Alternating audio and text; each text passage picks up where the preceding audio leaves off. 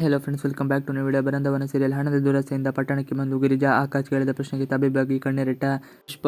ಬೃಂದಾವನ ಧಾರಾವಾಹಿ ನಿನ್ನೆ ಸಂಚಿಕೆಯಲ್ಲಿ ಆಕಾಶ್ ಸ್ನೇಹಿತ ಚಿಕ್ಕೋಡಿ ಪುಷ್ಪ ಒಳತಿಗಾಗಿ ಆಕಾಶ್ ಸಹನ ಒಂದಾಗುವಂತೆ ಮಾಡುತ್ತಿದ್ದಾನೆ ಎಂದು ಪಣ ತೊಟ್ಟಿರುತ್ತಾರೆ. ಇತ್ತ ಪುಷ್ಪಳ ಅತ್ತಿಗೆ ಗಿರಿಜಾ ಹಣದ ದುರಾಸೆಯಿಂದ ನಾದಿನಿಯ ಬಳಿ ದುಡ್ಡು ಕೇಳಲು ಅವಳ ಮನೆಗೆ ಬರುವ ಯೋಚನೆ ಮಾಡಿ ಹೊರಟು ನಿಲ್ಲುತ್ತಾಳೆ. ಆಕಾಶ್ ತಾಯಿ ದಾಕ್ಷಾಯಣಿ ತಲೆನೋವಿಂದ ಬಳಲುತ್ತಿದ್ದು ಅದಕ್ಕೆ ಕಾರಣ ಏನು ಎಂದು ತಿಳಿಯದೆ ಆಕಾಶ್ ಪುಷ್ಪಳ ಮೇಲೆ ರೇಗುತ್ತಾನೆ. ಕೊನೆಯದಾಗಿ ದಾಕ್ಷಾಯಣಿ ತನ್ನ ತಲೆನೋವಿಗೆ ಕಾರಣವನ್ನು ಆಕಾಶ್ ಬಳಿ ಹೇಳುತ್ತಾನೆ. ಅಲ್ಲದೆ ನಾಳೆ ನಡೆಯುವ ಪೂಜೆಯಲ್ಲಿ ಮನೆಯವರೆಲ್ಲರೂ ಭಾಗವಹಿಸಬೇಕು, ಅದಕ್ಕೆ ಎಲ್ಲರೂ ಮನೆಯಲ್ಲೇ ಇರುವಂತೆ ಮಾಡಬೇಕು ಎಂದು ಕೇಳಿಕೊಳ್ಳುತ್ತಾಳೆ.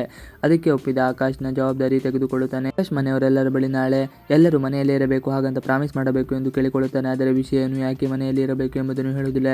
ಎಲ್ಲರೂ ಅಜ್ಜಿಯ ಕೈ ಮುಟ್ಟಿ ಪ್ರಾಮಿಸ್ ಮಾಡಿ ನಂತರ ವಿಷಯ ಏನು ಎಂದು ಹೇಳುತ್ತೇನೆ ಎಂದು ಹಠ ಮಾಡುತ್ತಾನೆ. ಆಗ ಮನೆಯವರೆಲ್ಲರೂ ಏನು ವಿಷಯ ಇರಬಹುದು ಎಂದು ಗಾಬರಿಯಾಗಿ ಅವರವರ ಅನಿಸಿಕೆಗಳನ್ನು ಹೇಳುತ್ತಾರೆ. ಮನೆ ಹೆಂಗಸರು, ನಾವು ಪ್ರಾಮಿಸ್ ಮಾಡುವ ಅಗತ್ಯವಿಲ್ಲ, ನಾವು ಮನೆ ಬಿಟ್ಟು ಎಲ್ಲೂ ಹೋಗುವುದಿಲ್ಲ, ಈಗ ಆಣೆ ಮಾಡಬೇಕಾಗಿರೋದು ಗಂಡಸರು ಮಾತ್ರ ಎಂದು ವಿಷಯ ಏನು ಎಂದು ಹೇಳುವ ತಿಳಿಯದೆ ಯಾರು ಮೊದಲು ಪ್ರಾಮಿಸ್ ಮಾಡಬೇಕು ಎಂದು ಚರ್ಚೆ ನಡೆದಾಗ ಪುಷ್ಪಳೆ ಮೊದಲು ಪ್ರಾಮಿಸ್ ಮಾಡಲಿ ಎಂಬ ಅಭಿಪ್ರಾಯ ಬರುತ್ತದೆ.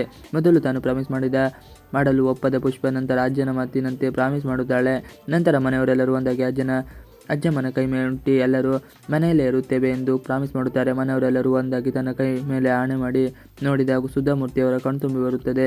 ಸ್ನೇಹಿತೆ ಹಣವನ್ನು ಬಿಡದ ಗಿರಿಜಾ ಇತ್ತ ಪುಷ್ಪ ಬಳಿ ತನ್ನ ಗೋಳು ಹೇಳಿಕೊಂಡು ಹೇಗಾದರೂ ಹಣ ತರಬೇಕು ಎಂದು ಸ್ನೇಹಿತ ಬಳಿ ಸಾಲ ಪಡೆದು ಪಟ್ಟಣಕ್ಕೆ ಹೊರಟ ಗಿರಿಜಾಗೆ ಸ್ನೇಹಿತರಿಂದ ಕಾಲ್ ಬರುತ್ತದೆ. ಅವಳ ಸ್ನೇಹಿತೆ ತನ್ನ ಮನೆಯಲ್ಲಿ ಇಟ್ಟ ದುಡ್ಡು ಎಲ್ಲ ಎಂದು ಗಾಬರಿಯಲ್ಲಿ ಕೇಳಿಕೊಂಡಾಗ ಗಿರಿಜಾ ಅವಳ ಬಳಿ, ನೀನು ಗಾಬರಿಯಾಗಬೇಡ, ನಿನ್ನ ಮನೆಯಲ್ಲಿದ್ದ 60,000 ರೂಪಾಯಿ ನಾನು ತೆಗೆದುಕೊಂಡೆ, ನಿನ್ನ ಬಳಿ ಇರುವುದು ನನ್ನ ಹಣವೇ ಅಲ್ವಾ ಎಂದು ಪ್ರಶ್ನೆ ಮಾಡುತ್ತಾಳೆ. ಜೊತೆಗೆ ದಿಮಾಕಿನಿಂದ ಮಾತನಾಡಿ ಕಾಲ್ ಕಟ್ ಮಾಡುತ್ತಾಳೆ. ಪುಷ್ಪಳನ್ನು ಪ್ರಶ್ನಿಸುವ ಆಕಾಶ್ ಮನೆಯವರೆಲ್ಲರನ್ನು ಪೂಜೆಯ ದಿನ ಮನೆಯಲ್ಲಿ ಇರಿಸಲು ಆಕಾಶ್ ಮಾಡಿದ ಪ್ಲಾನ್ ಬಗ್ಗೆ ಸಂತಸ ವ್ಯಕ್ತಪಡಿಸುವ ಪುಷ್ಪ ಅವಳನ್ನು ಮನಸಾರೆ ಹೊಗಳುತ್ತಾಳೆ. ನೀವು ತುಂಬಾ ಬುದ್ಧಿವಂತರು, ಎಲ್ಲವನ್ನು ಚೆನ್ನಾಗಿ ನಿಭಾಯಿಸಿದೆ ಎಂದು ಸರ್ಟಿಫಿಕೇಟ್ ನೀಡುತ್ತಾಳೆ. ಆದರೆ ಆಕಾಶ್ ಮಾತ್ರ ಪುಷ್ಪಳ ಮೇಲೆ ಅಮ್ಮನ ಅನಾರೋಗ್ಯದ ವಿಷಯ ತೆಗೆದು ಪುನರೇಗುತ್ತಾನೆ. ರೂಮ್ ಒಳಗೆ ಹೋದಾಗ ಆಕಾಶ್ ಪುಷ್ಪಳ ಬಳಿ, ನೀವು ನಾನು ಹೇಳಿದ ಪ್ರಶ್ನೆಗೆ ಯಾವುದೇ ಸುಳ್ಳು ಹೇಳದೆ ಉತ್ತರ ನೀಡಬೇಕು ಎನ್ನುತ್ತಾಳೆ.